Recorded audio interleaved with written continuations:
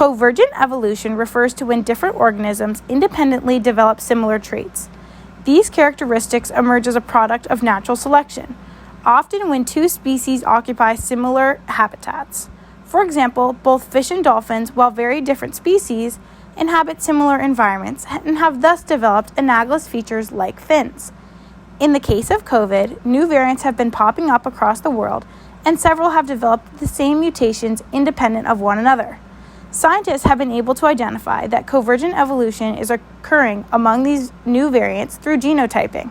For example, the variants in Brazil, South Africa, and Britain all share similar mutations, some of which include the E484K mutation and the N501Y mutation in the spike protein. The spike protein is found on the surface of the coronavirus and is how the immune system recognizes it. This protein is involved in penetrating host cells to infect them. The spike protein binds to receptors on the host cell and fuses the virus to the host cell membrane. Since the spike protein is crucial for COVID to interact with host cells, it only makes sense that it is the target for vaccines. Consequently, if the spike protein mutates and the antibodies created by the vaccines become useless.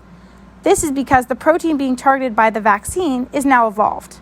A small part of the virus's genetic code is injected into the patient. This then enters the infected cells and informs them to produce a spike protein. The vaccine then stimulates your immune system to produce antibodies and T cells to destroy cells that contain the spike protein. These variants are able to evade the protection offered by vaccines and natural immunity from previous infection.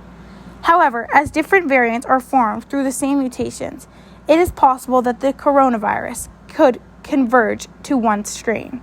If this is the case, annual vaccines would not be necessary to deal with the new strands of the virus, as one vaccine would be enough to retain immunity.